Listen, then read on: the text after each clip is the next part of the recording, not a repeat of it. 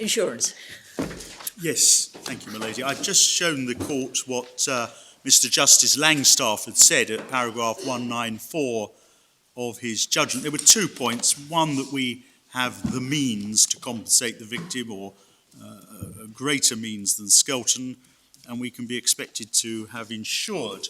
And my Lord the Deputy President dealt with these matters in the Cox case, Cox and Ministry of Justice Authorities, Volume 4. Well, in fact, just before we leave your paragraph 194 in Mr. Justice Langstaff, Yes. what is citing there in paragraph 35 of Lord Phillips's judgment in the Catholic child welfare case are the factors for deciding whether the relationship between the employer and the quasi-employee are such that vicarious liability should be imposed. He's not dealing, I mean, those factors are not concerned with the question arising in this case, whether the act in question is connected to the employment relationship or quasi-employment relationship in a way that justifies the imposition of vicarious liability. I respectfully agree. That was the issue in the companion case, this companion case to Mahmood, and I understand that the court has another case which raises again that type of issue later this month, the Barclays Bank case. I respectfully agree, but that's what His Lordship refers to, and insofar as it could be relevant, and I respectfully agree it's not, in any event, Your Lordship, in the Cox case, the companion case, at Authorities Volume 4, tab 47, MS page 1433, which is paragraph 20 of Your Lordship's judgment for the court, MS page 1433, tab 47, Your Lordship said that this point about whether the defendant is more likely than the tortfeasor to have the means did not feature in the remainder of Lord Phillips' judgment. It is unlikely, said Your Lordship, to be of independent significance in most cases. It is of course true that where an individual is employed under a contract of employment, his employer is likely to have a deeper pocket and can in any event be expected to have insured against vicarious liability. Neither of these, however, is a principal justification for imposing vicarious liability. The mere possession of wealth is not in itself any ground for imposing liability. As for insurance, employers insure themselves because they are liable. They are not liable because they've insured. On the other hand, given the infinite variety of circumstances in which the question of vicarious liability might arise, it cannot be ruled out that there might be circumstances in which the absence or unavailability of insurance or other means of meeting a potential liability might be a relevant consideration. Your Lordship's comments on deeper pockets, of course, echoes what was said by Justice Binney for the majority of the Canadian Supreme Court in Jacobi, and I showed the court the passage. It was paragraph 29, Authorities, Volume 5, tab 64, MS, page 1998. In any event, there was no evidence about insurance in these proceedings. The court cannot assume that insurance would be available or indeed affordable. It would not be appropriate for me to give evidence, but there was no evidence on that subject, and therefore the court cannot proceed on the basis either that insurance is available, or indeed, if it is available, that the cost is affordable. This case and the approach that the court takes to data and rogue employees, as I submitted, is going to affect not just big corporations like Morrison's, but it potentially will affect clubs and associations, charities.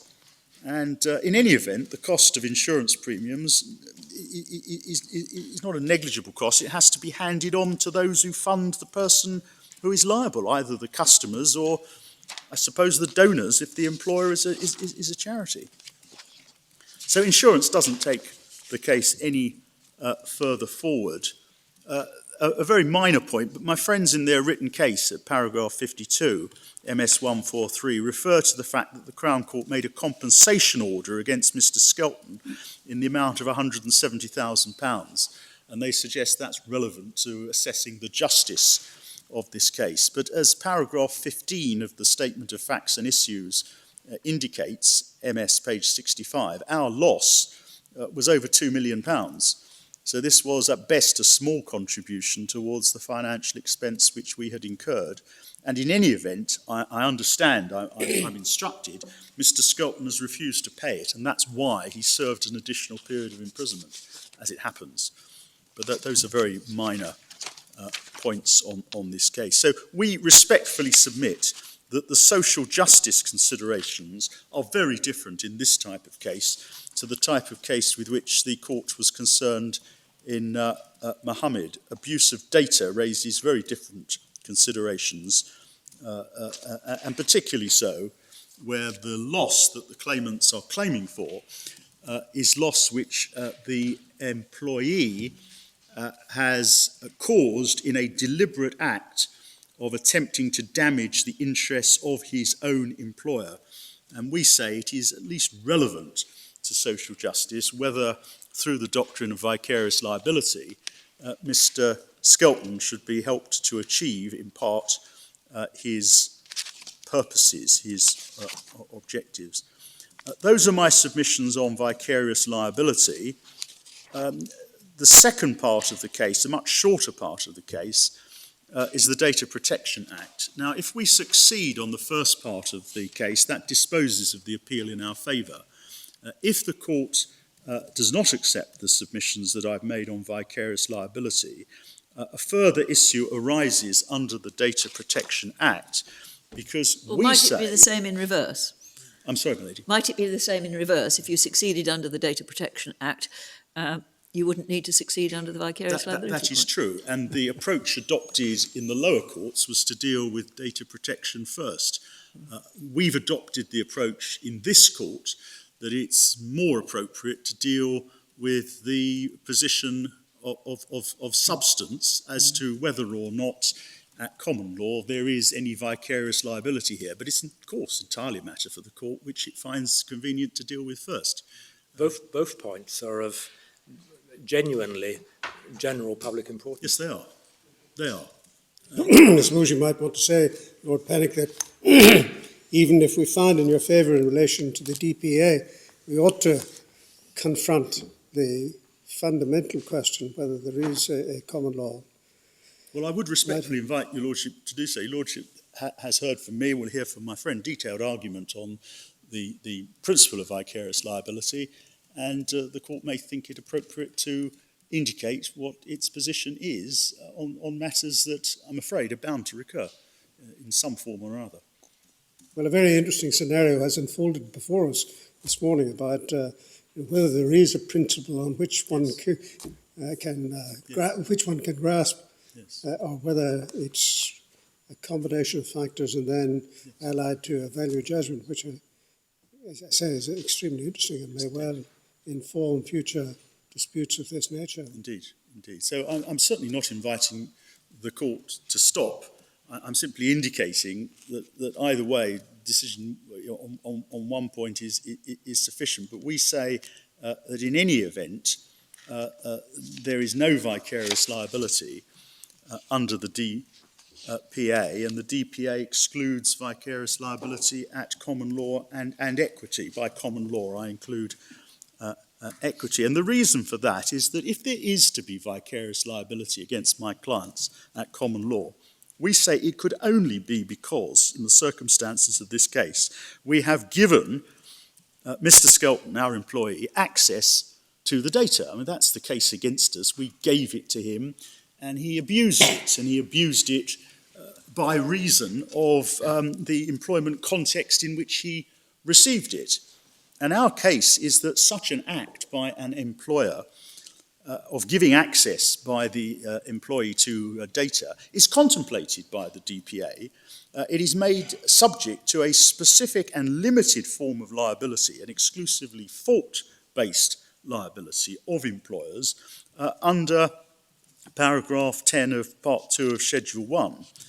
And we say the Court of Appeal's conclusion is inconsistent with the legislative regime, which implicitly excludes vicarious liability for abuse of the data by the employee as a distinct data controller. That's the important point. Under this Act, the employee, once he acts for his own purposes, he is, and there's no dispute about this, he is under the DPA a distinct data controller. Now, the legislation in force at the time of his conduct was the DPA, and that's the legislation to which each side has referred. But the court may have noted from the written cases that the DPA was repealed with effect from the 25th of May 2018. I think we had a lot of other reasons for knowing that. Well, indeed, indeed. You've had the emails as everybody else has had.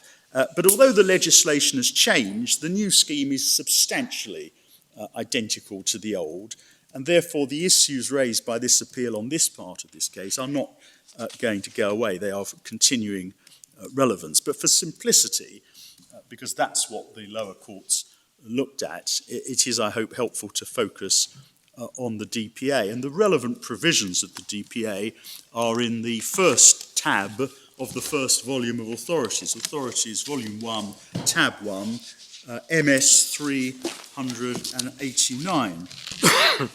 And the basic concepts under the Act are set out in Section 1, in particular, the concept of a data controller. This is MS 389. A data controller means, subject to subsection 4, a person who either alone or jointly or in common with other persons determines the purposes for which and the manner in which any personal data are or are to be processed.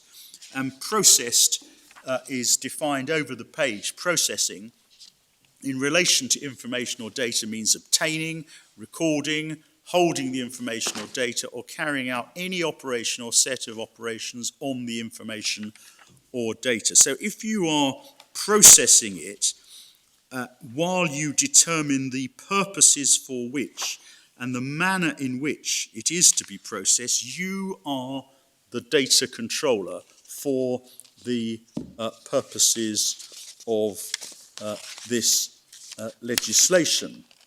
Now, we accept that if the employee is processing the data on behalf of the employer, in the normal course of business, that is processing by the employer as the data controller.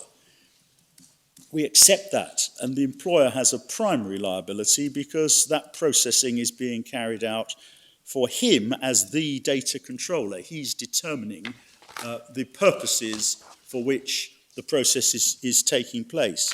But by contrast, if the employee is processing for the employee's own purposes, as here, that's why the data was downloaded onto the personal USB, that's why the data was disclosed, then the employee and only the employee is the data controller for the purposes of this legislation. And that is not in dispute in these proceedings.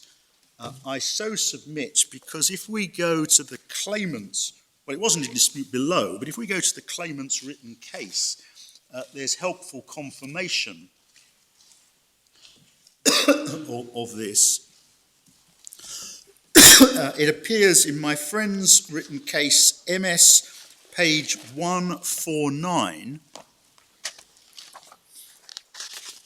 starting at 148, my friends are dealing with this issue, and at 149, paragraph 65, they say, with reference to the terms defined, the definitions under the DPA, 65.1, Morrison's was at all times the data controller of the payroll data. 2, Mr. Skelton was the data controller of the copy, i.e. the copy he made onto a personal USB device from his work laptop while at work. Why? Because he copied it for his own purposes. That's why he is the data controller. 3, Morrison's was never data controller in respect of the copy. It made no determination of the purposes for which and the manner in which the payroll data in the copy were to be processed. And we respectfully agree. And it follows from that, although my friends do not, well, they say was never data controller, that plainly also extends to the disclosure, the processing by disclosure at the later date. Now, this was a finding also by Mr. Justice Langstaff. He arrived at that result too, and he dealt with the matter, in particular paragraph 45 of his Lordship's judgment, which is in at paragraph 45, which your Lordships will find at MS 237. And at MS 237, paragraph 45, his Lordship focuses, taking it back a stage, at 44, he accepts my friend Ms. Proops's submissions that data, information, is not the same as property. There are vital distinctions between data and property, not least that data can be copied in the ways that he has described, even though data is valuable. And at 45, he says this conceptual understanding of information as being distant from tangible property helps to explain the way in which the DPA is structured. And his Lordship refers to a judgment of the Court of Appeal, Iti Hadie, which we have, but we don't need to turn it up. It's Authorities, Volume 4, Tab 51, MS, page 1542. It's a judgment in which my Lord Jones was party to that. The judgment was given by Lord Justice Lewison, and under the heading, who is a data controller, what his Lordship said is a data controller is a person who makes decisions about how and why personal data are processed. It's clear from the terms of Section 7, the data controller is responsible for persons who process data on his behalf.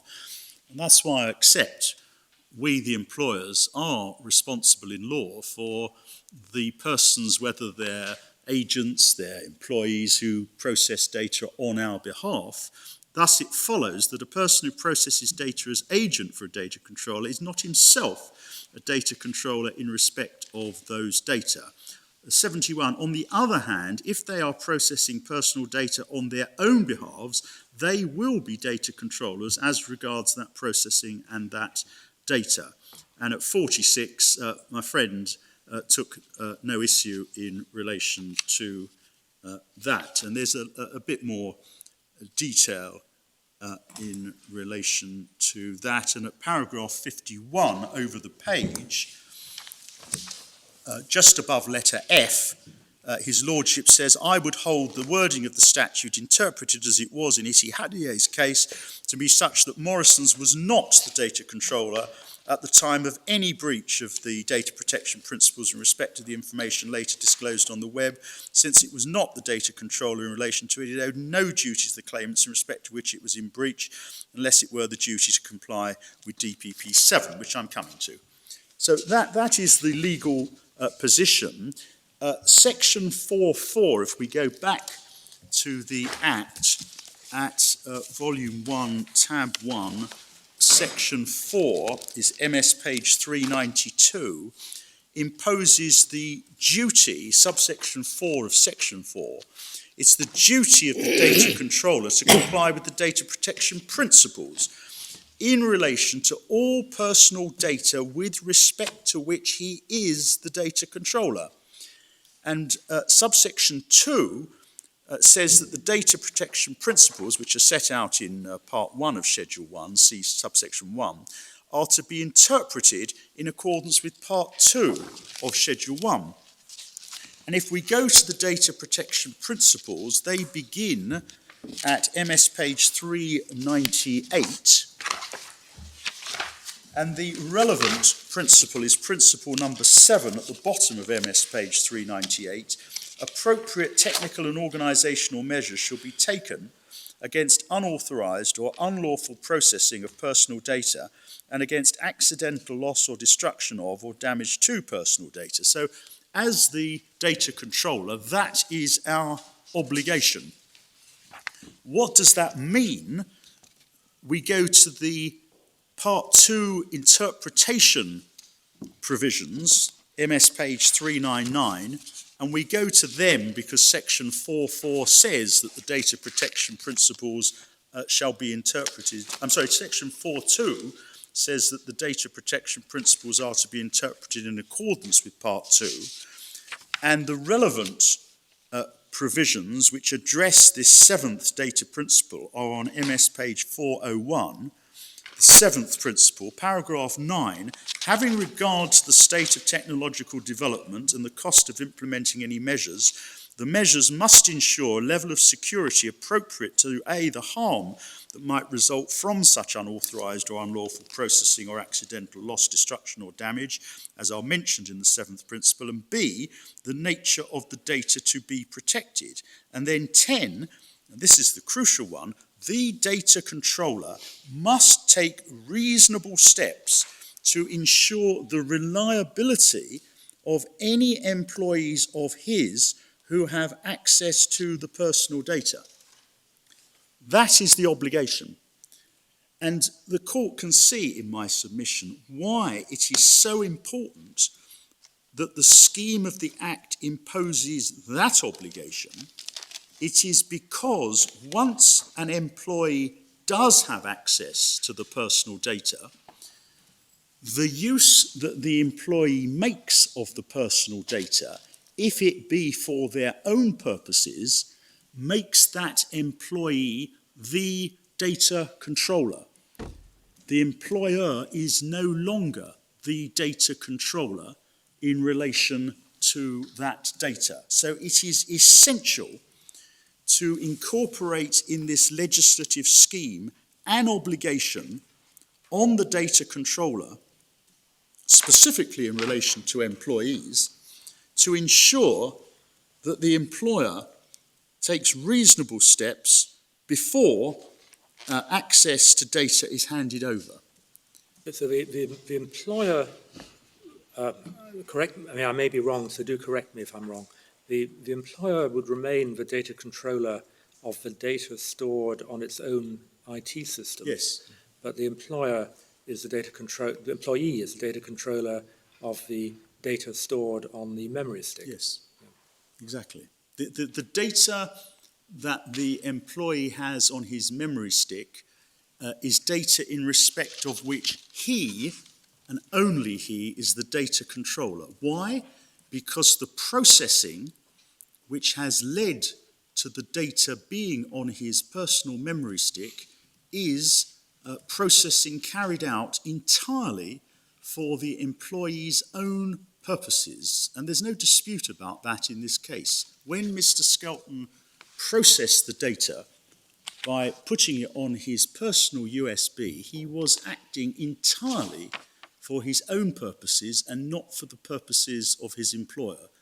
And the scheme of the Act therefore requires that before an employee is given access to data, there must be an obligation on the employer to ensure reliability. Why? Because once the employer has access, he will be able to process, and he may process it in breach of data protection principles. If he's doing it for his employer's purposes, then the employer remains the data controller and the employer remains liable. If the employee is acting for his own purposes, he and only he is the data controller. And I emphasise there is no dispute about any of that. That's what my friend accepts in his written case, and it's what Mr. Justice Langstaff found. The dispute is as to the consequences of those matters. In a sentence, your submission is that there's an inevitable nexus between processing and the status of the data controller. Yes. If you're processing on behalf of your employer, he remains the data controller.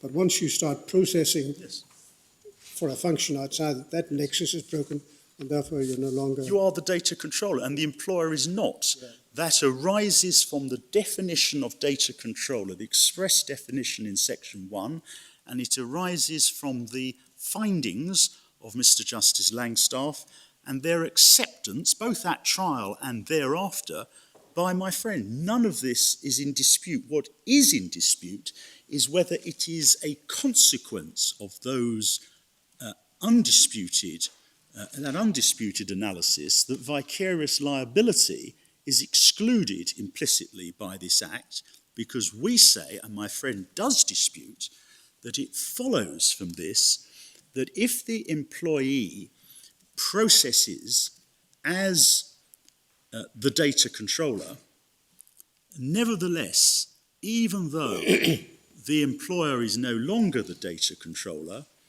the employer has a vicarious liability under this Act. That's the first point. That's the dispute. Can I just... I'm sorry to interrupt you, but No, the way you're putting it is in terms of the employer ceasing to be the data controller. Yes. I may be mistaken, but but looking at the definitions in Section 1, my impression was that information recorded in one place is different data from information recorded in another place. I should be more precise. The employer remains data controller of the payroll data, but with great respect, we're not concerned with that. Yeah. The complaint in this case is that Mr. Skelton has done two things. He's put the data onto his personal USB, and thereafter he has disclosed it to the world. And he is the only person who has ever been the controller of that data.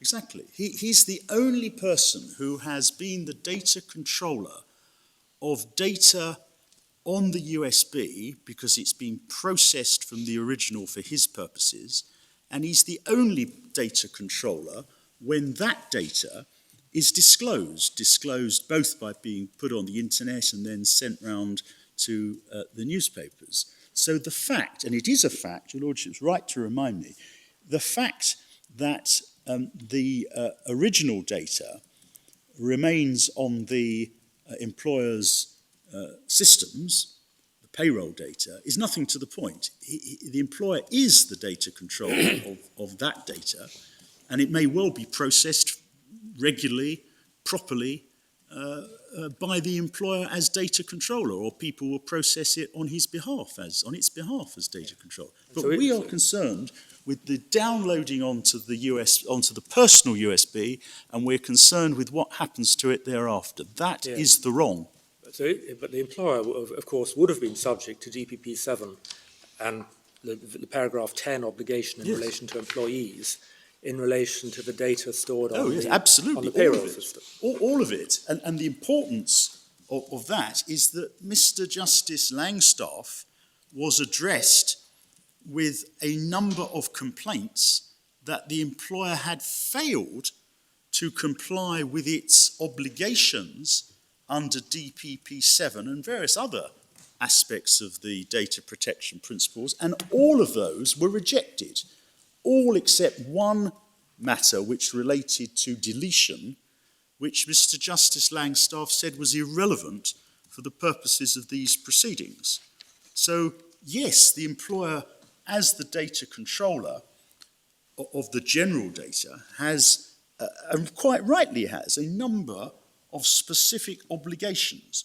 The court, in this case, is concerned and only concerned with Mr. Skelton's acts of downloading the data onto his personal USB and then disclosing it. And my point, which is not in dispute, is that both of those acts were acts in respect of which Mr. Skelton's processing meant that he was the data controller in relation to the data on his USB and on his home computer.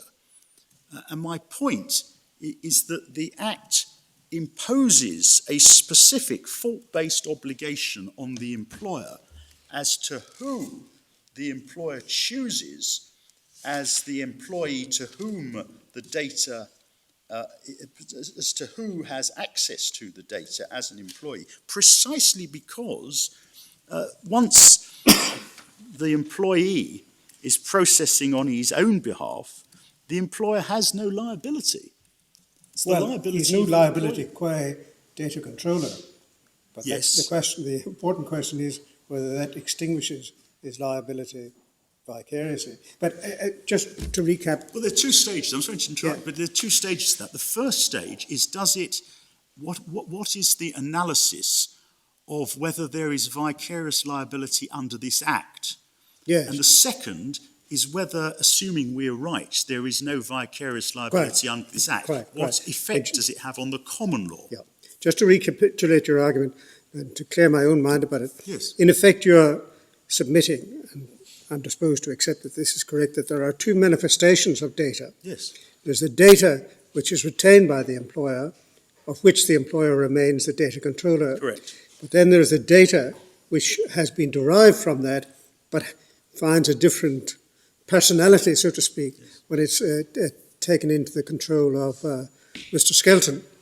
And your submission is that insofar as that latter manifestation is concerned, the employer has got no responsibility, save for the primary obligation to ensure that it's not revealed or not given access to someone who's unreliable. Because it's a fault-based liability. Yeah. That's my submission, and I say that is entirely in accord with the scheme of the Act, because the Act distinguishes between distinct data controllers, and it imposes liabilities through the data protection principles on persons as data controller. And in my submission, it would, with great respect, it would frustrate that scheme, it would conflict with that scheme, were it to be the case that the employer has a liability in respect of an act of a distinct data controller. Why should the employer be responsible under the Act for the conduct of a person who, for the purposes of the DPA, is a distinct data controller, someone who is acting, processing for their own purposes? They are separate and distinct, and therefore the concept of vicarious liability can play no part, and that helps to explain why the legislation imposes this specific obligation, a most unusual obligation, but an entirely understandable one, that the employer must not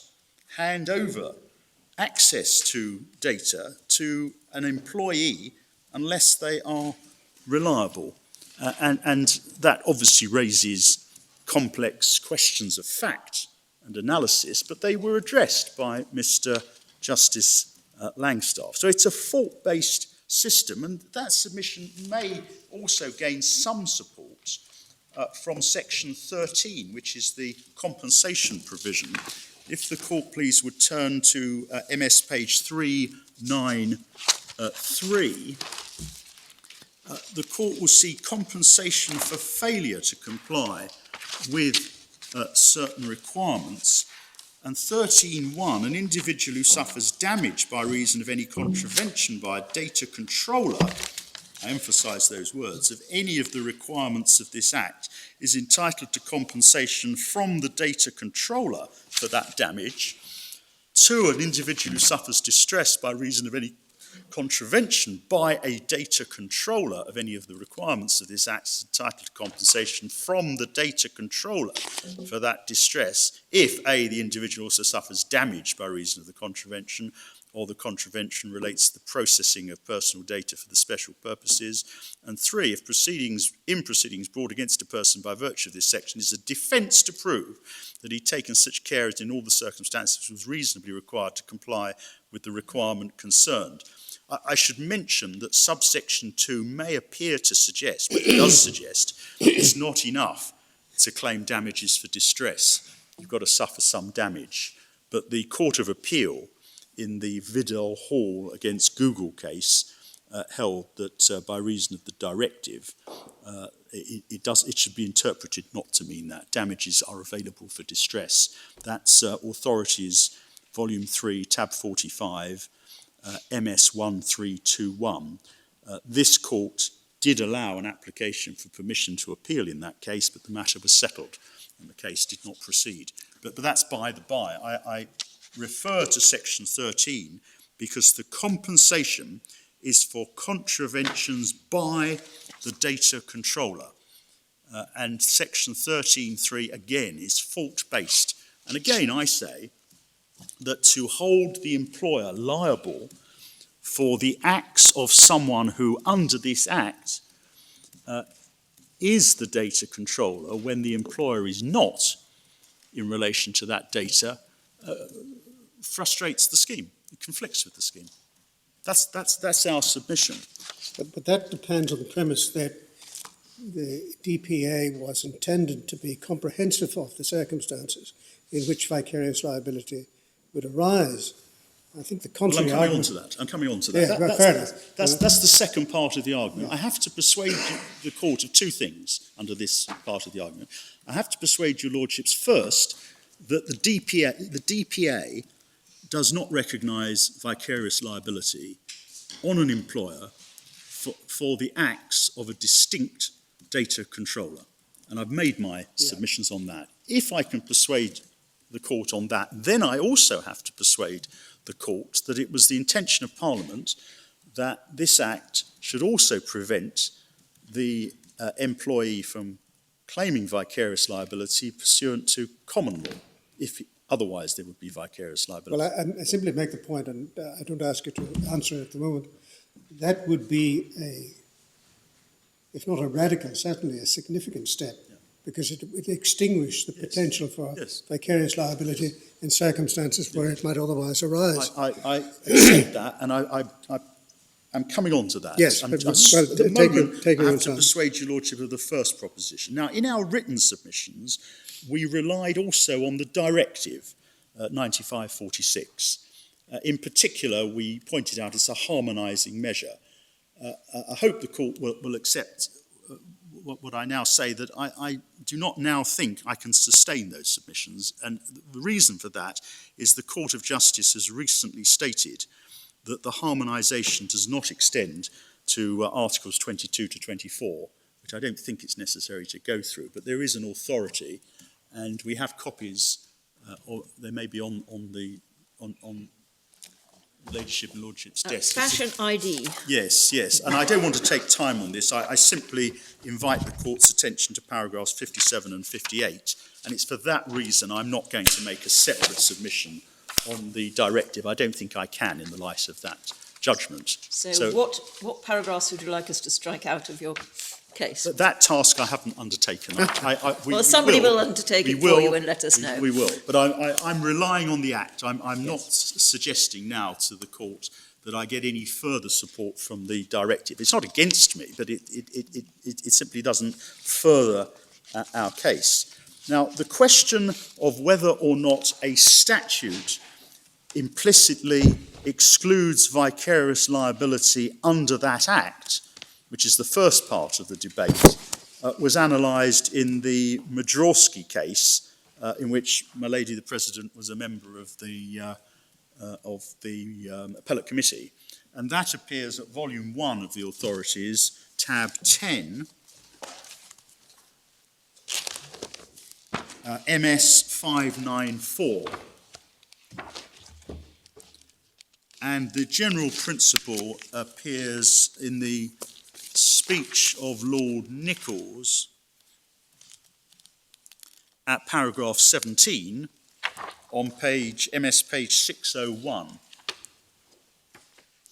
And Lord Nichols, speaking for the Appellate Committee, said at paragraph 17 he agreed with the Court of Appeal, unless the statute expressly or impliedly indicates otherwise, the principle of vicarious liability is applicable where an employee commits a breach of a statutory obligation sounding in damages while acting in the course of his employment.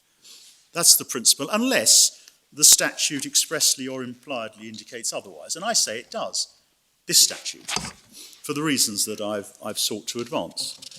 And that was a case where the appellate committee, including my lady, was very doubtful that the Protection from Harassment Act did allow for vicarious liability, except there was a specific statutory provision which led to the conclusion that vicarious liability was implicit in the Act, and it's set out in the speech of Lord Hope of Craighead. If the court is interested, it's at paragraph 44 of the judgment on MS page 607, sets out at letter E the relevant statutory provision, and particularly at G. And that's why, in that case, the appellate committee reached the conclusion that it did. The appellate committee made it clear that but for that express indication, there were powerful reasons of policy for thinking that the liability under the Protection from Harassment Act was intended to be personal, was not intended to be vicarious. My lady dealt with it at paragraphs, my lady the President dealt with it at paragraphs 64 and 73. I won't take time on it unless I'm asked to do so. Lord Hope, to like effect, paragraph 43, and Lord Brown, paragraph 81, and Lord Carswell, paragraph 79. But they were all of members of the appellate committee took the view that Parliament had expressly indicated that vicarious liability was there applicable. So we say... I just wonder whether, is that not a reverse system of reasoning from the present case? I mean, there the Protection of Harassment Act did inspire a new area of vicarious liability. Here, what we're debating is if, on the assumption that there is vicarious liability in common law, it's extinguished by the DPA. Well, again, your Lordship's asking me about the second part of the case. I'm case. sorry. Well, do forgive me. I'm sorry to No, don't answer. It's going to be annoying, but the first issue is whether or not there is vicarious liability for a breach of statutory duty under this Act, and that's. Well, this is an example. Can I move on then to what concerns your Lordship? I'm sorry to. I've made my point as to why I say that there's no vicarious liability under this Act for breach of the statutory obligations that are imposed under this Act. They are personal obligations, personal to the data controller. Mr. Skelton was the data controller. We were not in all relevant respects. So that's the first argument. That then I also have to persuade your Lordships, and that's what I'm coming on to, that the fact that this legislation does not allow for vicarious liability for breach of the statutory duties carries with it the conclusion that this Act excludes what would otherwise be the vicarious liability of the employer, which we are assuming, and if I'm wrong on the first part of my case, would otherwise be the vicarious liability of this employer. And the relevant principle of law that governs that question was set out for the court by Lord Dyson in the Child Poverty Action Group case, which the court will find at volume 1 of the authorities at tab 11.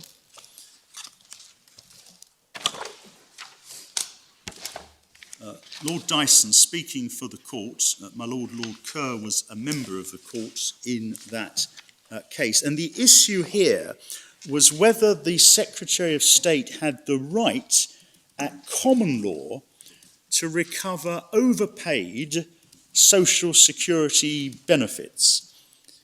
Could he claim in restitution at common law for overpaid benefits when there was a right of recovery conferred on him, the Secretary of State, by the Social Security Administration Act 1992, which statutory right only applied where there had been misrepresentation or non-disclosure.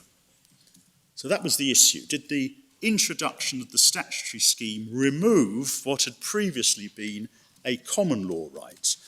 And Lord Dyson addressed that question, and at paragraph, for the court, at paragraph 27, if I could pick it up there, MS page 633, his lordship says, this is the point, there are many examples of cases where the court has considered whether the provisions of a statute have impliedly overridden or displaced the common law. In each case, it is a question of construction of the statute in question, whether it has done so. And then at paragraph 29, his lordship said that the question is not, it's not a test of necessary implication. At paragraph 31, he says the context in the present case is different from the human rights cases. The question whether the Secretary of State can recover overpayments by benefit does not involve any fundamental human rights of the Secretary of State, nor does it engage the principle of legality. I do not accept the submission that the CPAG have to surmount the high hurdle erected by Lord Hutton in B, a minor, and Morgan Grenfell. Rather, the question is whether, as a matter of statutory interpretation, Section 71 is an exclusive code for recovery of overpayments.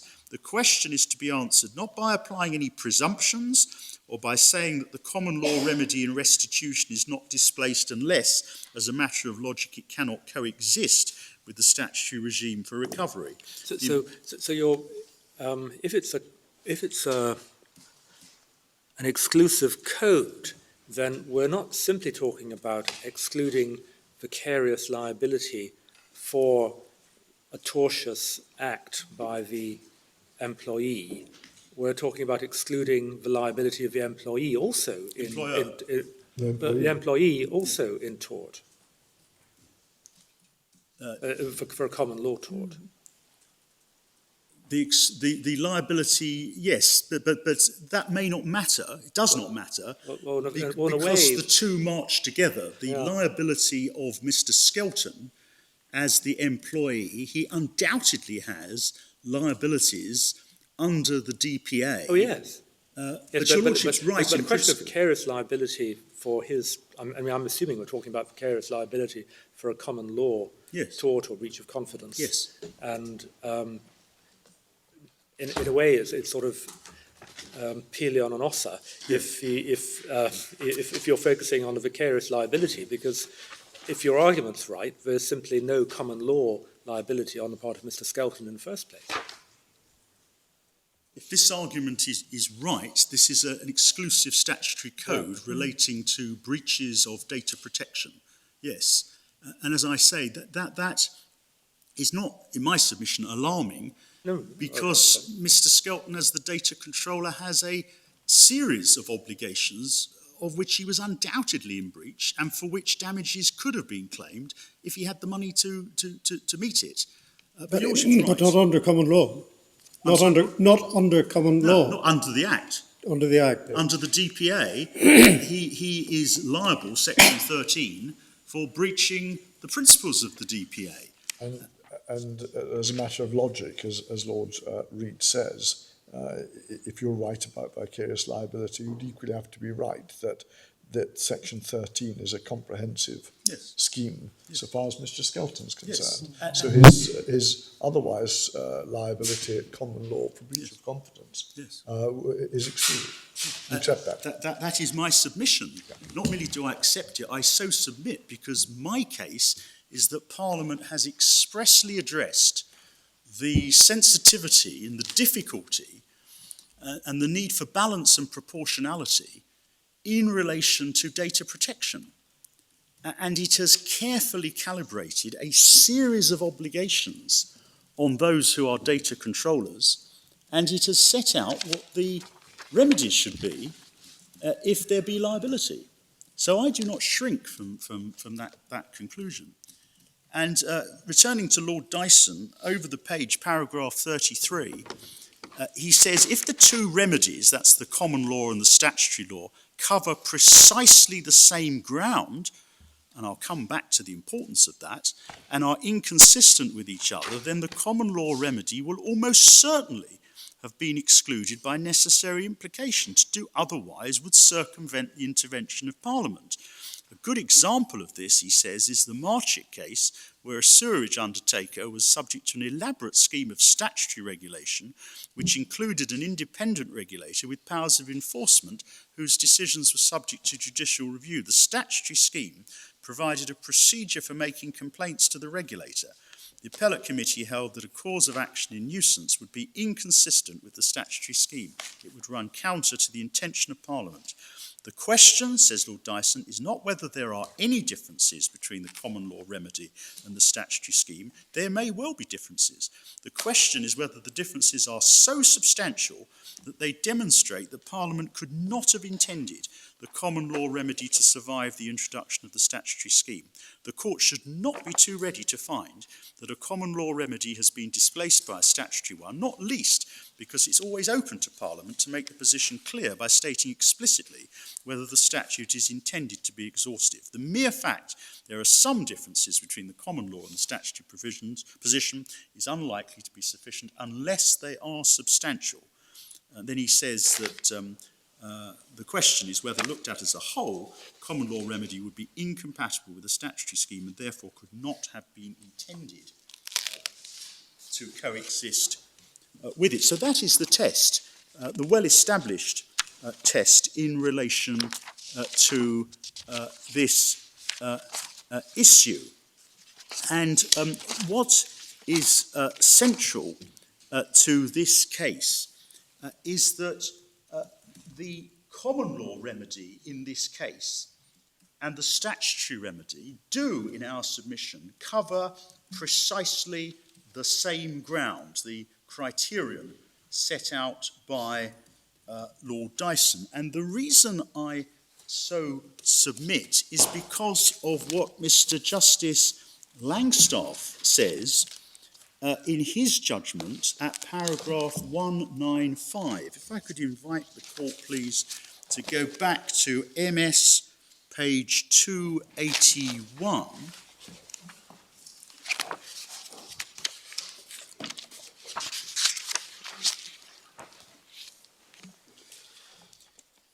Paragraph 195, His Lordship refers to the Muhammad case.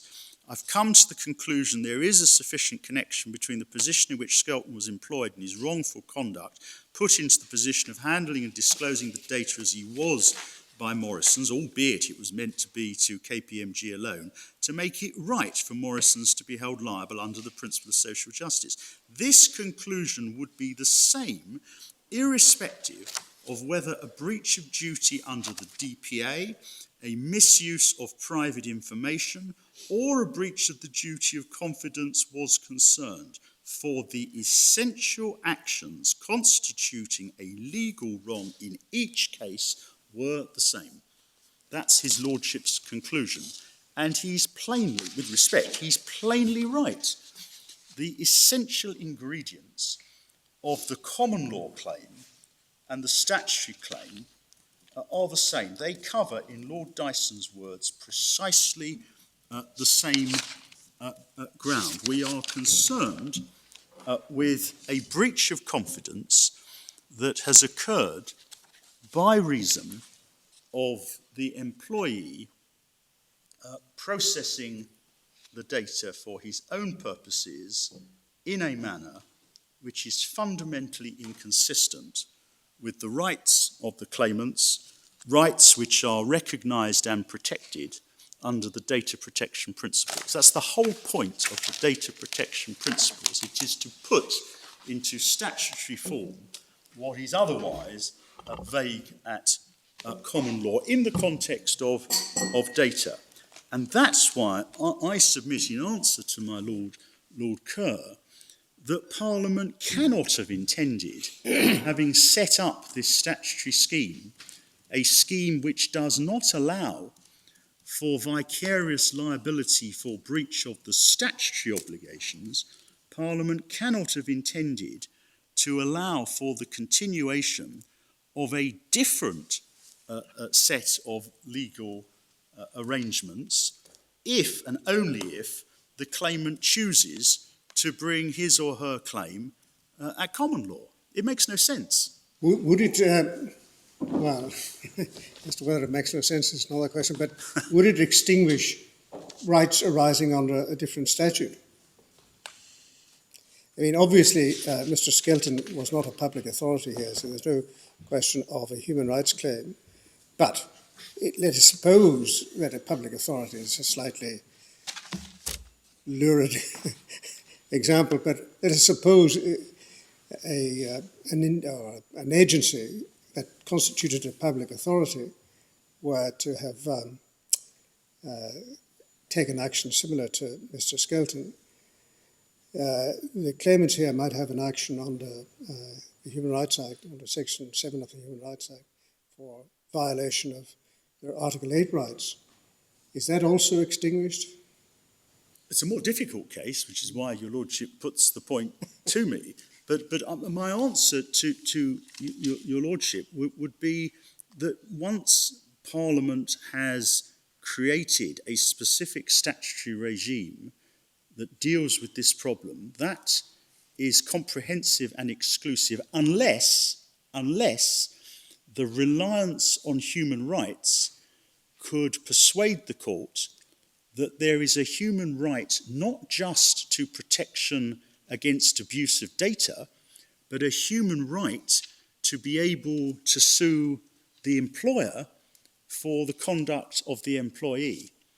And if that I suppose what you could say is that that would come within the principle of enunciated by Lord Dyson, that it has to be concluded that it was the intention of Parliament to exclude a particular form of... Yes. Well, I think it would be... Because Parliament, unless it expressly says so, would be taken not to have intended to contravene the Human Rights Convention. Yeah. So that would be the answer. But absent that, I would respectfully submit that it cannot make any difference that you're suing a public authority. This is a piece of legislation. It's designed to address a very difficult social problem, which is how do you provide protection and what remedies do you provide for abuse of data, given the prevalence of data, the sensitivity of data, the difficulty of preventing abuse, and the very real damage that can be caused to people. And Parliament has taken a view, and it has, under the guidance of the directive, it's taken a view as to how best to address those issues. And in my submission, it would make no sense and would conflict with Lord Dyson's principle to say there is no vicarious liability under this bespoke act for the acts of the employee who is not a data controller. The employer only has the responsibility in selection, but the employee can avoid that statutory restriction by bringing his claim or her claim in common law. That's the argument. That's the case that I put to this court. Now, the Court of Appeal addressed this argument and they rejected it, and will assist, I'm sure, the court to see why they rejected it. The Court of Appeal deal with it at MS 179. I'm just trying to follow the point. Is it fairly put this way that that paragraph 10 of Schedule 1, in imposing on the data controller a duty of reasonable care to ensure the reliability of employees with access to data, that paragraph is enacting that duty is effectively pointless if the common law imposes a strict liability for the consequences of unreliable, for the actings of unreliable employees. Well, if the employer already has a vicarious liability for a common law for the actions of the rogue employee, then it's not easy to see the purpose of that provision. But it's more than that. It is that Lord Dyson's principle is that if you have two remedies, one under statute, one set of remedies under statute, and one at common law, and they cover, quote, precisely the same ground and are inconsistent with each other, which we say they are, then the courts will presume that the common law remedy is excluded. And this does cover the same ground, and it would be inconsistent. If I'm right that there is no vicarious liability for a breach of the statutory duty, there would be an inconsistency if there were liability under common law. And it all arises not just from paragraph 10, although that's very significant. It arises also that the statutory scheme is to impose a personal fault-based liability, see section 13 and section 1, on the data controller for the acts of the data controller. And the employers here are not the data controller for what was done by Mr. Skelton. That's how it's put. Now, the Court of Appeal said at MS page 179 that there were three obstacles to our argument, and they set them out. The first is at paragraph 51. They say, if Parliament had intended such a substantial eradication of common law and equitable rights, it might have been expected to say so expressly. Well, that, with all respect, is a bad point. And it's a bad point because Lord Dyson expressly said at paragraphs 33 to 34 of the CPAG case that the exclusion of common law rights by statute may be implied. And the Court of Appeal's first point, if correct, would mean only an express exclusion would suffice. So that's simply wrong, with great respect. The Court of Appeal added to that at paragraph 52 that, as my friend had pointed out, there are other areas of law, breach of copyright, defamation, harassment, negligence, which are capable of falling within the broad definition of processing under section 1.1 of the DPA. And the court said it would be surprising if all of those non-statutory wrongs were excluded. But that's not our case. Our case is confined to liability by reason of an employer giving access to data to an employee who then, as the data controller, breaches data protection principles. I'm anxious to emphasize the narrowness of my submission. My submission is based upon the case against me, which is that there is vicarious liability because you, the employer, handed this data to Mr. Skelton. I'm not concerned to argue that the DPA excludes defamation or harassment or breach of copyright. That's not my case at all. My case is that the DPA, the way it addresses potential vicarious liability for the act of giving an employee who turns out to be a rogue employee, giving him or her access to data, is not liability that is acknowledged under the Act, and therefore cannot be acknowledged at common law without inconsistency, particularly in a context where the only wrong that forms the basis of the claim is the fact of disclosure. That's all these claimants are suing for. Damages for the act of disclosure, or if one ignores their own statements, the processing that led to the act of copying. So I don't accept their first point. The second point made by the Court of Appeal is at paragraph 56, where they say that the approach for which we are contending is a difficult line to tread. They say because we're only talking about vicarious liability, what about primary liability. But that's the point that my Lord Reid put to me a few moments ago, that I would also submit that the liability of the employee, the primary liability of the employee, is to be addressed in the sense of if the complaint is as to processing by downloading or by disclosure, those matters are covered by the Act and only by the Act. Again, I'm not suggesting that there's some exclusion of remedies for defamation or some other independent wrong. That's not my case. The third problem that the Court of Appeal identified is at MS 181, at paragraph 57, where the Court of Appeal accepted my friend's submission that the DPA says nothing at all about the liability of an employer who is not a data controller for breaches of the DPA by an employee who is a data controller. And that's the first part of the argument which I dealt with. And I've made my submissions. I say with great respect, the Court of Appeal is fundamentally wrong. The DPA does address these issues. It addresses them in two ways. First, in paragraph 10 of Schedule 2 paragraph 10 of Part 2 of Schedule 1.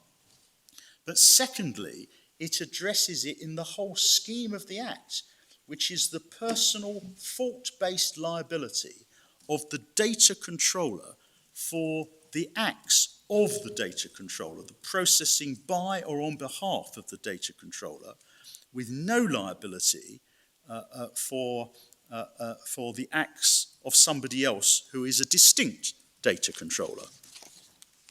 So that's my answer to the third point, which goes back to the first part of this case. So I submit on this second criticism of the Court of Appeal's judgment, second part of the case, whether the court prefers to deal with it first or second, the position is that the DPA does not recognise vicarious liability for the acts of a person who is a distinct data controller under the Act, and because of that, applying Lord Dyson's test, the DPA excludes vicarious liability that may otherwise arise at common law for the very acts which the DPA is designed to address.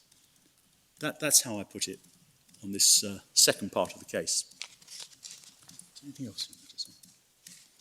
That's what I wanted to say on behalf of the employers on this appeal, unless there are other matters on which I can seek to assist.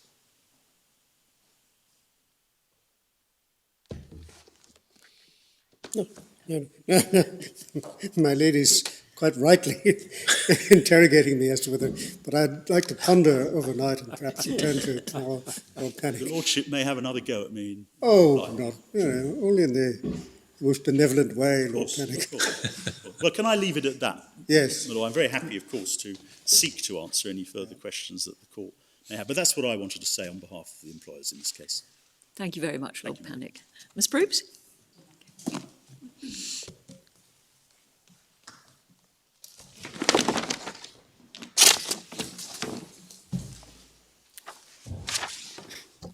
What I will try to do is to follow the scheme that Lord Panic has taken by addressing first issue 1, vicarious liability, and then moving on to what he's just been dealing with, which is the scope of the Data Protection Act.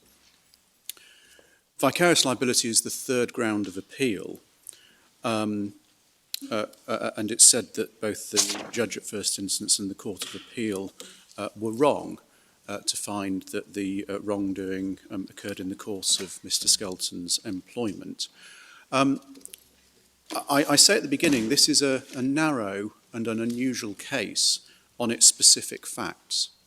Mr. Skelton was a trusted and tasked employee he was an insider. So we're not dealing here with accidental disclosure cases. We're not dealing with external hacks. It's not a janitor case, which is the language I've picked up from the Jacobi decision. And it isn't a cleaner at the RCJ. It's a tasked and trusted employee. It seems, although I want to spend a moment on Mohammed, it seems that the court's proper approach is agreed between us. And so what we have is we have two limbs in Lord Toulson's formulation. The first, I will say, is a question of fact. What was the scope of the employee's activities? Or in everyday language, what was his job? The second part of the Lord Toulson's limb is the sufficiency of connection.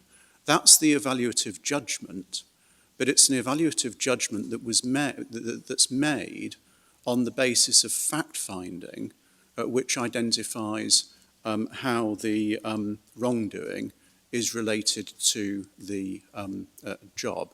So one looks at how the relation arises and then asks whether there is a sufficient connection. It's that last question which is the evaluation. What I would like to do, if I may at the beginning, is give my short summary of why the judge was right below in the Court of Appeal. Not a jury speech, but it may sound like one, not intended as one. What I then want to do is deal with scope of activities as a discrete point. That seems to be the first part of Lord Panic's attack on the decisions below. Then I'll deal with the close connection, which I think orally is boiled down to questions about unbroken thread and motive. And then finally I'll deal with the policy and the outcome that the decision has produced. Of course, what we say is that Mr. Justice Langstaff did exactly what the parties asked him to do, which was to make an evaluation. He stated expressly he considered himself bound by Mohammed. He conducted a comprehensive review of many of the other authorities. He heard evidence and he made findings of primary fact. And it was only after he'd done all of that he came to his carefully reasoned evaluation as to why there was a sufficient connection between Mr. Skelton's position and his wrongful conduct. We are, of course, now at a second level of review, and the background is the Court of Appeal entirely supported the judge's fact-finding and evaluative process.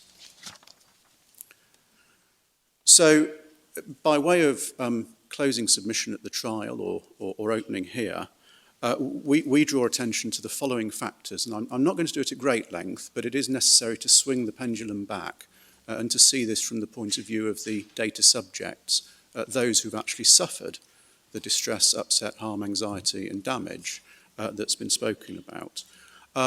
Morrison's compulsorily acquired the claimant's confidential, private and personal information for payroll purposes. There's nothing wrong with that, but once the information was given over to the employer, the claimants, each of them, lost any real say in how it was dealt with. Of course, it was given over in the expectation that Morrison's would deal with it properly and lawfully, and knowing that Morrison's are under obligations, legal obligations to do so. But nevertheless, in order to work for Morrison's, the claimants had to give up the personal information, including their bank account details, their national insurance number and so on, to allow the system to work. With the information at Morrison's tasked Mr. Skelton with that information, the payroll information, and we'll say, and I'll develop this, they delegated to him its safekeeping while it remained in his custody. We say that is squarely within the general field of activities that he was employed to do, or his job. I'll develop that point. But day in, day out, he was tasked with handling sensitive and confidential information and keeping it safe. And we say that you need to go no further to make out the first limb of Lord Toulson's analysis. That was Mr. Skelton's job. being given the data to do things with and necessarily to look after was within the scope of his activities, full stop.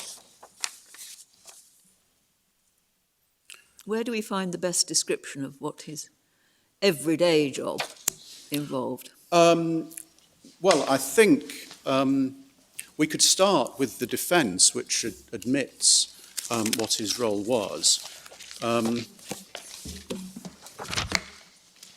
That's in part 2 of the appendix. And if it's manuscript electronic number 308. Could you give us the number at the bottom of the page as well? Because our appendix... 144. Thank you so much. In the middle. I'll show you Mr. Justice Langstaff's findings in a moment, but this is an admission from Morrison's own mouth. Paragraph 30, save that it's admitted that Mr. Skelton was at all material times employed by the defendant as a senior internal auditor at the defendant's head office in Bradford. I think that's because I'd made some other allegations. They deny paragraph 11. But then the positive averment, the nature of Mr. Skelton's role was such that he would routinely be entrusted with a considerable amount of confidential and sensitive information, including personal data. But not the whole payroll.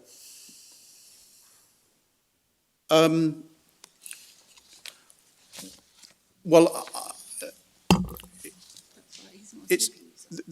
that's right.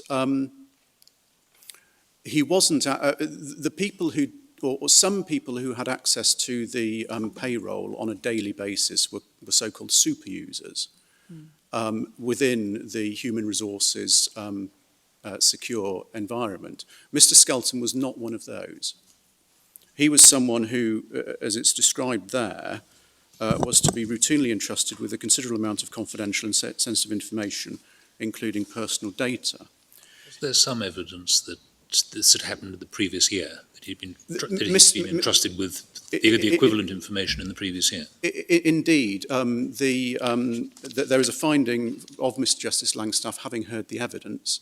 There was a mini dispute about whether he'd done it before at the trial, and the judge's finding was that he had done it the year before as well. So he'd done this task with the payroll. With the payroll, the previous autumn, sending the payroll to the external auditors. And it's actually in the statement of facts and issues as well. It's an agreed fact. If one then, in the search for the account of his field of activities, goes first of all to Mr. Justice Langstaff at paragraph 15, and that is back in the core volume. It's page manuscript 229. Manuscript sounds much better, but in fact it is memory stick. Memory stick? Yes. I'm so sorry. No, don't apologise. It's the reverse of manuscript. I'll try and put that on my memory stick. So, memory stick 229, paragraph 15. This is the judge's finding, and he had heard evidence from several colleagues of Mr. Skelton who gave evidence as to what his job was. Skelton was a senior IT internal auditor. Sorry, which paragraph are you reading from? 15. 15, thank you. The bottom of the page. Yes, Skelton was a senior IT internal auditor. As such, his role involved speaking to fellow employees about their work and processes and obtaining sight of relevant documents concerning them. Some of those whose work he had to audit would be more senior than he was. He was given the responsibility and authority to speak to many colleagues and request sight of their documents. He had to exercise diplomacy and sensitivity and would frequently be expected to gain access to and use information that was sensitive, not only in a business sense, in that it was strictly confidential for internal use only, but also potentially sensitive so far as the colleagues providing the information were concerned. Colleagues had to feel that he was both reliable and trustworthy. I think it's then fair if we move forward in the judgment to paragraph 86.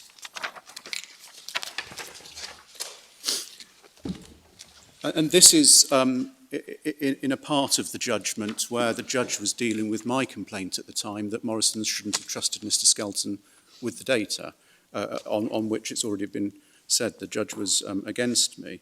But at paragraph 86, in considering that, the judge recorded that as to Mr. Skelton's work, he would regularly be assigned audits. Page number, please. 248. Thank you. Paragraph 86, as to his work, he would regularly be assigned audits which he had to undertake on his own. He was expected to operate with a significant degree of autonomy. His handling of the payroll data central to this case must also be seen in context. Apart from that data, he regularly had to handle information which colloquially would be termed sensitive or confidential. In doing so, he never gave Morrison's cause before 2014 to doubt his trustworthiness. And then one moves then to paragraph 114 of the judgment.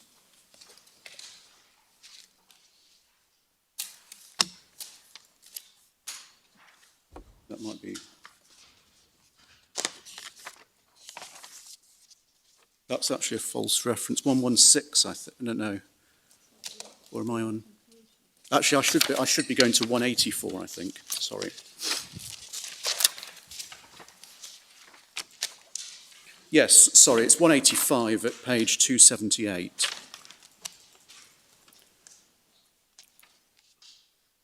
And this is the second and third of the four findings which the judge considered to be of particular importance. 185, I find that Morrison's deliberately entrusted Skelton with the payroll data. It was not merely something to which work gave him access. Dealing with the data was a task specifically assigned to him. Associated with this, I find that in his role with Morrison's day in and day out, he was in receipt of information which was confidential or to have limited circulation only, and he was appointed on the basis that this would happen, and he could be trusted to deal with it safely. Morrison's took the risk it might be wrong in principle, wrong in placing the trust in him. And then over the page, third, his role in respect to the payroll data was to receive and store it, and to disclose it to a third party. That, in essence, was his task, so far as the payroll data went. The fact that he chose to disclose it to others than KPMG was not authorised, but it was nonetheless closely related to what he was tasked to do. So, what we say, those are the materials I can refer to my Lady Hale to answer the query. But what we say here is we see that the findings of the judge fairly reflect the admissions made by Morrison in the first place as to what the scope of Mr. Skelton's activities were. And what we say is that rather than defining his role, the audit task, both in 2013 and 2012, on the judge's findings, fall within the scope of his activities. But he wasn't just hired by Morrison's to do the payroll data once a year.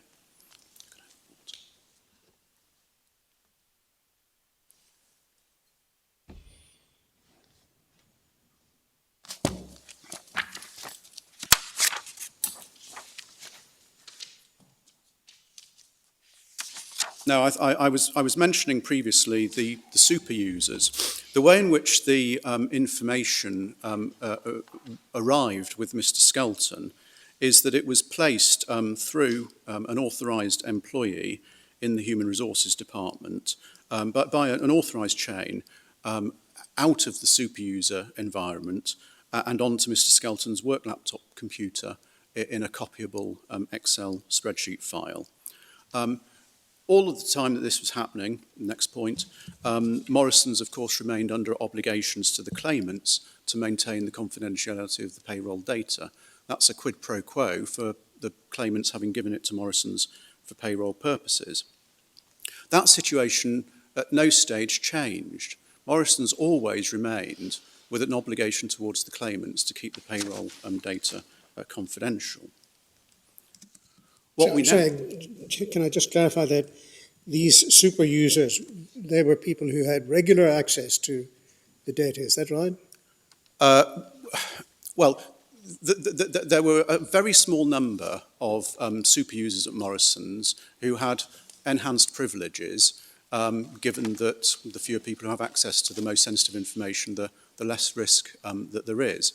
I'm not sure, I don't think there's anything in the agreed facts as to quite what the wider scope was of what super users did. Right. But the way in which super users, or a super user features in this case, is that in order to get the payroll data in a copyable Excel spreadsheet onto Mr. Skelton's work laptop, somebody had to authorise a super user to use the super user's powers to put it onto a encrypted USB stick, walk it around the building and plug it into the laptop. So what couldn't happen is Mr. Skelton couldn't log in as a super user. Yeah. And what super users did on a regular daily basis, we didn't investigate. It's probably not relevant. But that's really what my question was about. He did not have everyday access to the payroll data. No, I've shown you what his job was, and you've seen that he did have access to what he was given for the purposes of the tasking in 2012 and 2013. The single task of sending it to KPMG and responding to any questions. Yes, the annual task to respond to questions, hang on to it, and then supposedly delete it. Yes. Now, what we now know, my next point, is that Mr. Skelton had developed a work-related grudge in relation to his treatment by Morrison's under the disciplinary process. Naturally, Morrisons say that his reaction was irrational, but that's, we say, beside the point. We characterise Mr. Skelton here as we would the employee in Mattison Pollock as an employee who had been humiliated at work. That's not, on my part, a criticism of Morrison's. It's a statement reflecting the fact that Mr. Skelton did what he did, so it seems, nobody's saying otherwise, because he had a grudge against Morrison's. But it was a work-related grudge. And so that leads us into saying, as has been reflected already in the passages from the judgment that I've read to you, is that it's obvious that running a business like Morrison's does, with 130,000 employees, billions of pounds of turnover, offices and data all over the place, there are going to be risks run in relation to the enterprise. One of those, a fairly obvious one, is that there might be an unauthorised leak of employee payroll information. And if you stop to think about it for a moment, that's most likely to come from an employee that you've trusted. It could come from the janitor or the cleaner at the RCJ, but it's more likely to come from someone in Mr. Skelton's position who you have given the data to, tasked in relation to the data. But we say that that's a sound principle that we're entitled to rely on in this jurisdiction, because as Mohammed shows, enterprise risk is something which is not restricted to the institutional sex abuse cases. Enterprise risk was obviously raised at the forefront about 10 or 11 years ago in relation to those cases. Different jurisdictions may have gone in different directions, but clearly Mohammed has taken that policy. As the judge said, Lord Toulston had that policy to the fore, and that's why now we're entitled to say that we look to recover in the light of the enterprise risk. As the judge said, Morrison's took the risk that it might be wrong in placing trust in Mr. Skelton. We say that that's a reflection of Morrison's using a technique of trust, where if that's the way their business operates, that they do have to accept liability where the risk they take does not pay off. It now seems to be accepted that Mr. Skelton performed his first tortious acts in relation to the information on the 18th of November 2013. That was when he was at Morrison's head office, he was in Morrison's time, and he was using Morrison's equipment to copy the confidential payroll information from his work laptop to his personal USB. That's what the judge at 184 characterised as the first unlawful act of downloading, and also supported by the Court of Appeal at 66. Now, what happened after that is Lord Pannick said he did two things wrong. We would it may be a minor point, but we would say three. First of all, he copied the data. Lastly, he disclosed the data in January and March 2014. But in between all of that, he held the data. He was holding the copy, capital C copy, which is a term of art agreed by the parties from the Statement of Facts and Issues. He held his capital C copy between November and March as a data controller. And that in itself is wrong. He ought not to have copied it in the first place. He was then wrong to hold it, and later he was wrong to disclose it. Of course, what the claimants didn't know until the disclosure happened is that they had had anything done wrong in respect of them, and they could have no way of finding out.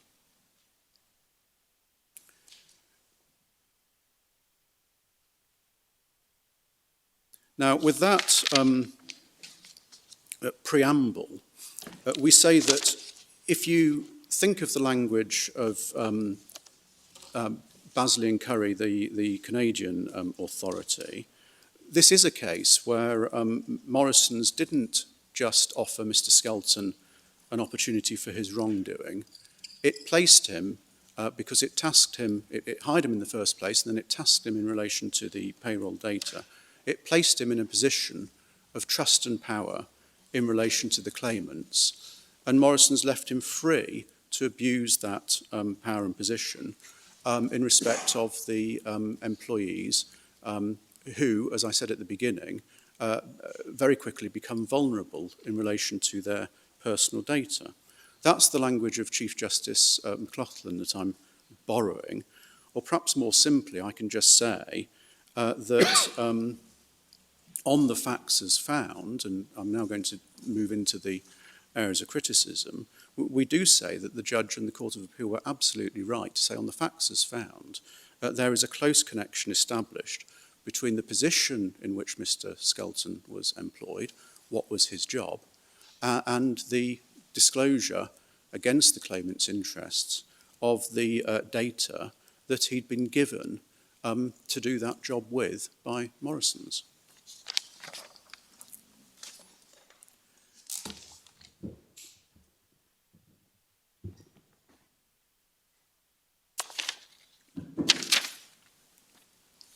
Now, if I just move on then to the first point which Lord Panic addressed, which is, I say, a discrete issue, which is field of activities. It's not to be elided or confused with close connection. A field of activities is a simple question of fact. Lord Torson, first limb.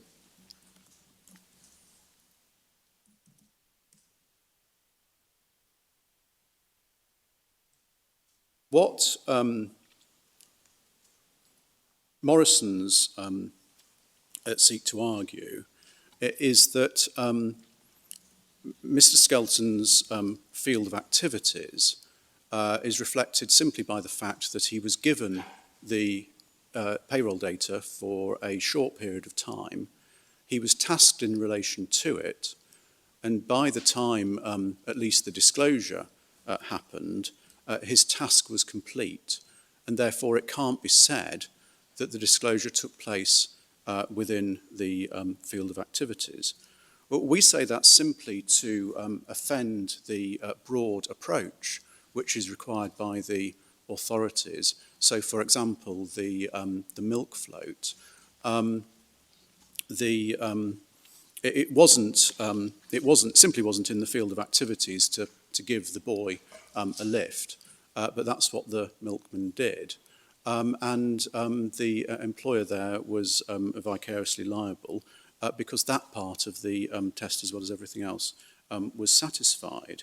What we're told by the is not to break down the job or the field of activities into its component parts.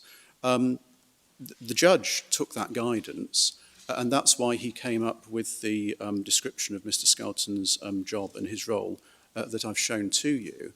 And we say it would be to turn all of that completely on its head if the conclusion that is now come to in this case is that Morrison's field of activities employed by Morrison's was to deal with the payroll data in 2012 and to deal with it in 2013, but to ignore the wider context of all the other things that he was employed to do by Morrison's, many of which included the handling of sensitive material, as I've shown you. We also say, and we lost this argument in front of the judge, and it wasn't, whilst it was noted by the Court of Appeal, it wasn't actually adjudicated by them. We say that a part of Mr. Skelton's role, which we do say is important, is the way in which he was trusted with the payroll data by Morrison's. And that leads into the dicta in the Axon case, which we mention in our case. If we could look up that's at Authorities A4, tab 49.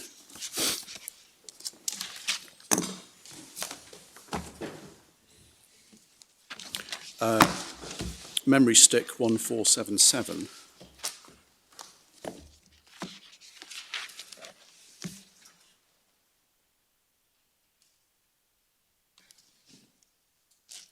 And just from the head note,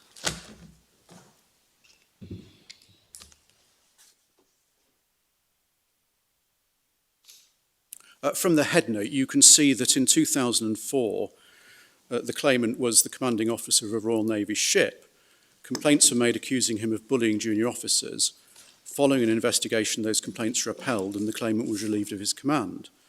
Articles concerning the matter appeared in the press. The first was in The Sun, published by Newsgroup.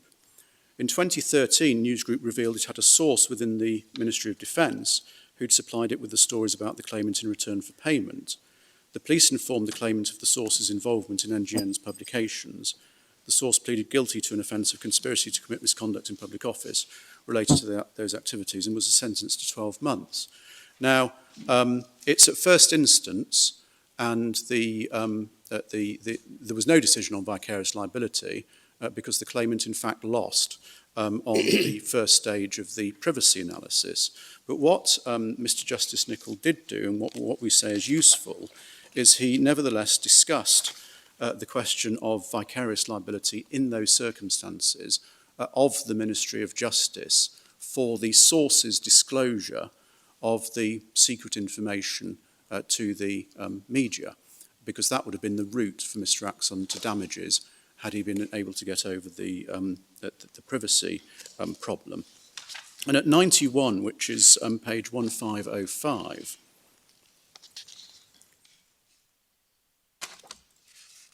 Mr. Justice Nicholl said, "I agree with Miss Mikolos that Miss Jordan Barber's job simply did not involve any direct dealings with the press. She may have contributed to the drafting of briefings to ministers and the discussion of lines to take, but that was significantly different than direct contact with the media. I agree that it was a stretch too far to say that her job required her to act as an information dealer. But the broad approach to the nature of her job cannot stop there. She worked in a security-sensitive environment. She had developed vetting clearance, which allowed her to have access to information up to the top secret classification. With this came obligations. Ms. Mikolos referred to the Defence Council instruction.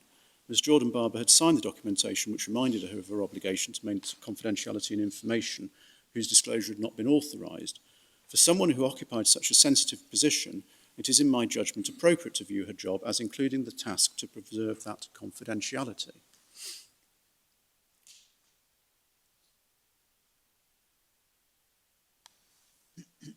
And then I think we can just skip to 95. Second sentence. "This is not simply an example of the employment being the opportunity for the wrong to be committed. As part of her work, she needed to have access to security-sensitive and confidential information. As part of her work, she shared office space with J9 Pol Ops PJobs team and was likely to learn other information in consequence. There is always an inherent risk that those entrusted with such information will abuse the trust reposed in them. But rather than this being a reason why vicarious liability should not be imposed, I think, on the contrary, it's a reason in its favour. True it is that Miss Jordan Barber's activity did nothing to further the MOD's aims. It was carried on without their knowledge and it received no encouragement from the MOD. What she did was prohibited. However, those features do not preclude vicarious liability, and Ms Mikolos did not suggest they did. Notwithstanding them, if I had held that Miss Jordan Barber had committed a tort, contrary to my findings, I would have concluded that that hypothetical tort would have been sufficiently closely connected with her job for it to be just for the MOD to be vicariously liable. Now, as I've hope made clear, Mr. Justice Langstoff did not agree, endorse or adopt any of that. I made that the subject of a cross-appeal in the Court of Appeal, which in the end wasn't considered. But what we do is we adopt that point insofar as it's appropriate, we say, to view the job of the sort that Mr. Skelton had here as including a task to preserve the confidentiality of his information. And I also make clear that that's saying more than that simply because he was the subject of a negative confidentiality obligation in his contract, he therefore had to keep his employer's information confidential. That might not be enough, but where the tasking has implicit in it that the information is confidential and sensitive, then we say it must follow that a part of his job, which is, it can't be severed from the task that he's been given, a part of his job must be to preserve the confidentiality on behalf of his employer of the sensitive information that they've given him to deal with.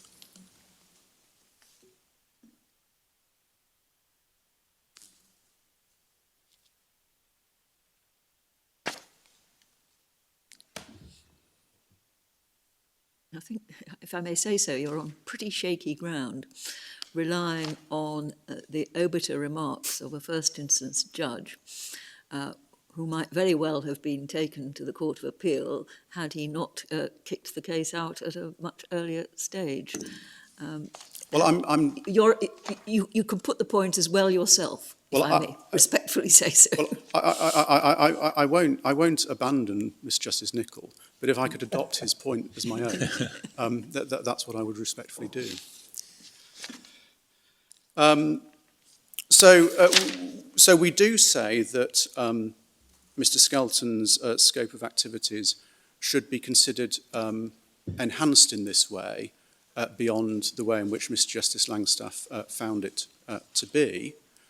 And our other main point here, before I move on to the next area of Lord Panic's criticism, is that we do say you can't salami slice down Mr. Skelton's role and just leave it at a discrete number of tasks. They don't define his scope of activities. What defines his scope of activities is essentially the admissions that have been made and the findings that have been made by the judge, having heard evidence from several of his colleagues at trial as to what it was he was employed to do. That we say is that's how we meet Lord Panic's criticisms in relation to the field of activities, which, as I've said, I've taken as a discrete point as the first limb of Lord Toulson's approach. For this purpose, is field of activities synonymous with course of employment? Well, Lord Toulson makes it synonymous with that. If we go to Mohammed, which is at... Yes, well, don't worry about it. I just wanted to be clear that that was a position that you adopted. But surely there are two parts to it, aren't there? Is it within the field of activities, and is there a sufficiently close connection between what he did and the field of activities to mean that it was done in the course of employment? Yes, I think that's right. Two-part that's absolutely right. And all I'm dealing with at the moment is the first part. Yeah, the first part is not synonymous with course of employment because there's an additional factor. No, I didn't think that was what my Lord said. What I wanted to do, because we're so many terms being bandied about here, I've made a list of them, and things like performance of duty, field of activity, frolic of his own, and so on and so forth. But I'm just trying to get a handle on what term is correct. But my lady's obviously correct.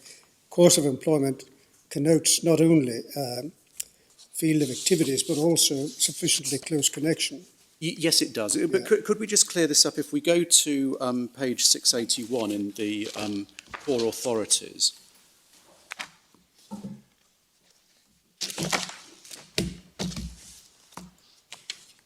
and paragraph 44 of Lord Toulson, which is his first limb, you'll see he says, the first question is what functions or field of activities have been entrusted by the employer to the employee, or in everyday language, what was the nature of his job? When I answered a moment ago, my Lord Kerr, I thought the question put to me was that field of activities equates to what was the nature of his job. Clearly that's right. What I didn't mean to say, if I did, is... No, that, No, it's you my didn't. fault. Oh. That's my You fault. didn't, no. My fault entirely. Sorry, it's a little difference of opinion between my lord and myself. Well, it isn't at all, because I agree entirely with my lady's analysis, but it's just that the lexicon of various sobriquet sometimes becomes a little confusing. This is true. But I meant to say field of activities is synonymous. Field of activities, or as Lord Toulson says in everyday language, what was the nature of his job? That's all I've so far been addressing. Yes. So, but you say the nature of the job included obligations to do certain positive things, and also, based on Mr. Justice Nichol, an obligation not to do something. Yes. But how do you bring into the field of activity a breach of an obligation not to do something? Because if his obligation is not to disclose the data, how does the disclosure of the data come within his field of activity? Well, his field of activities is handling personal data. He has to positively do things with it. My submission is that what comes with that is an obligation to safeguard it on behalf of the employer, because he's acting here for the employer, and the employer has responsibilities to the employee. So that's my submission. It's possible to not safeguard the data by disclosing it. That then, we say, would be within his field of activities, or a field of non-activity. We say it wouldn't matter. Well, I could see if he negligently failed if he was attempting to protect the data and negligently failed, I could see that might arguably be within the field of activity, that he'd done his job badly. But this is slightly different, isn't it? I mean, this is a deliberate act outside the field of his activity. Well, I would, though, with respect, bring you back then to the examples of the institutional sex cases, where what they're doing is diametrically opposed to performing their duties in loco parentis. The way, if I may say so, Lord Toulson's judgment is extremely careful, and it's a very interesting piece of intellectual history. And where this twofold approach comes from, field of activities, sufficiently close connection, is Salmon on torts. And Salmon on torts put it in terms of authorized acts and acts which although unauthorized, are sufficiently connected to the authorized acts as to be regarded as modes, albeit improper modes, of performing them. We would all more or less recite it from mugging it with the older amongst us from when we had to learn these things for exams a long time ago. So the problem was that Lord Toulson explains all this. The problem about Salmon's reference to authorized acts was that people tended to focus on the particular things, particular actions that the person was employed to do, rather than taking a broader view of what in a Scottish appeal had been called the field of activities. And so from that case, central SMT back in around about 1930, Lord Toulson took this phrase, field of activities, as a more apt way of describing what Salmond had called the authorised acts. And then the second stage is still sufficient connection, which is what Salmond had spoken about, but as Lord Toulson pointed out, it's impossible to regard, for example, interfering with children as a mode, albeit an improper mode, of doing something that you're meant to be doing with them. And so he departed from that language and tried to find an apter way of talking about it. Well, I'm very grateful. I mean, that's essentially, I hope, the reason I brought my Lord Hodge back to the institutional sex cases, which demonstrate, as Lord Toulson explained, the problem with the second part of the Salmond formulation when you're looking at deliberate wrongdoing, which then just the problem gets magnified when it's that sort of deliberate wrongdoing.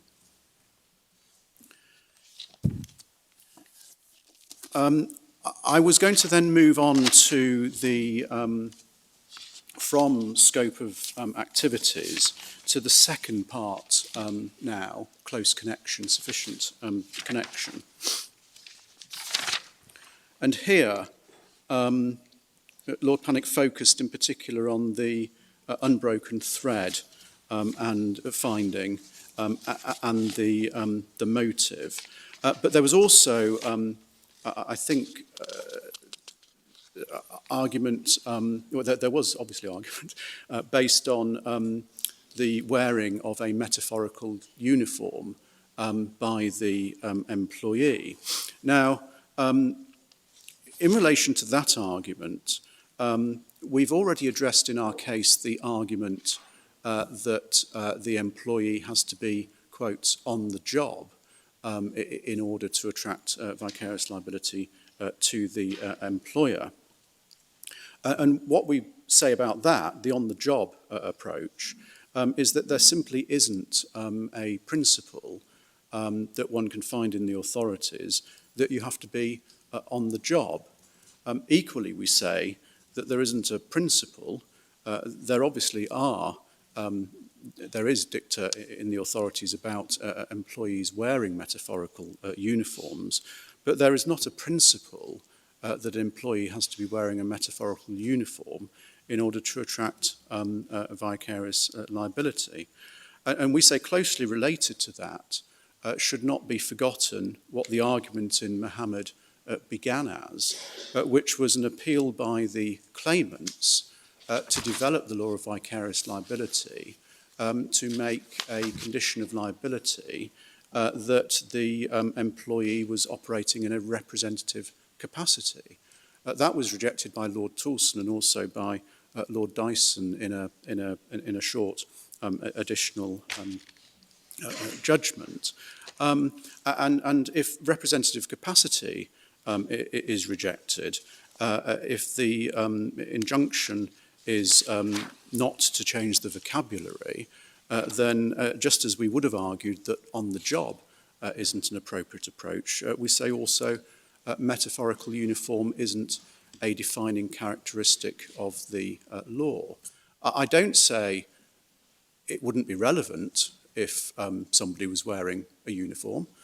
You could think of all sorts of situations where it could help making out a connection between the wrongdoing and the job. But it's not a defining principle, and I didn't understand Lord Panic to argue that it was. And as I say, we would say the same about the on the job. So far as the argument then developed, which was to say that the cases can be explained as cases where the employee has been purporting to exercise the employer's authority, well, again, we would accept that that can be a relevant consideration in the right sort of case. And so we looked at the right sort of cases with Lord Panic. We looked at Muhammad, where the argument was that the employer's instruction to leave the premises was backed up by violence on behalf of the employee. But that's that again, that can't be a determining principle, and it's not going to work, we say, effectively, probably not work at all, where, for example, you're having to deal with the dishonest act of an employee that is not seeking to benefit the employer. So if you take that example, previously could have been a complete answer to a claim, but once the law developed into allowing dishonest acts of employees for their own benefit to attract vicarious liability, we say those can't be cases that can be analysed on the basis that the employee in those circumstances is purporting to exercise the employer's authority. And there may be a slight difference in approach between us in relation to what was read out from Dubai Aluminium. So if maybe I could ask you to look that up. It's in Core Authorities, Core Authorities, and it's at tab 7. Thank you. Yeah. And it was in a part of I think, this part of the argument where Lord Panic was reading from pages 519 and 520, and we make this point in our case at paragraph 50.3 as well. But what we say about this in terms of analysing the case is that you've got to look, by the time Lord Nichols gets to paragraph 31, where at the end of paragraph 31 on page 520, he recites a broad risk principle, that the principal having selected the agent and being the person who will have the benefit of his efforts if successful, it is not unjust he should bear the risk of the agent exceeding his authority in matters incidental to the doing of the acts and the performance of which has been delegated to him. That's a principle which Lord Nichols derives from above, Hamlin and Houston and so on. But before you get there, you need to look fully at paragraphs 26 to 28 to see what Lord Nichols isn't talking about. Well, we did look at those. Did we?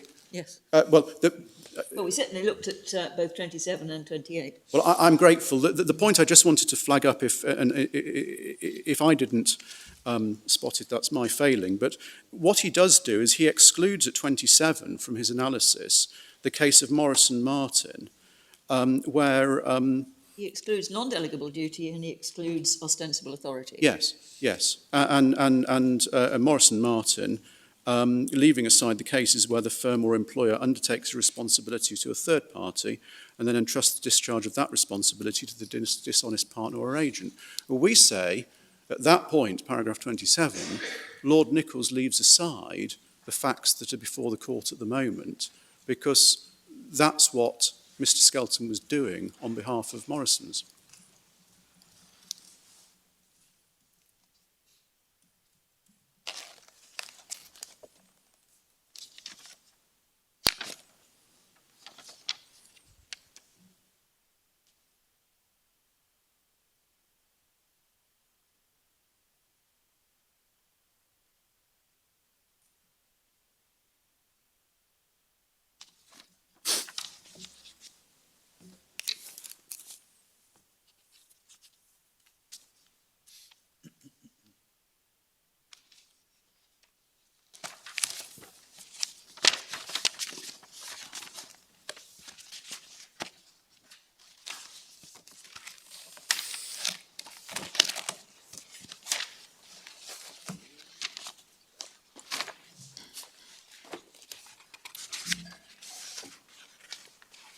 Have you reached a point at which it would be convenient to pause? Well, I was just wondering whether it would be convenient to pause. Well, if that is the point which you have reached, it's convenient as far as we're concerned. And we will resume at 10 o'clock tomorrow morning. Yes. Thank you.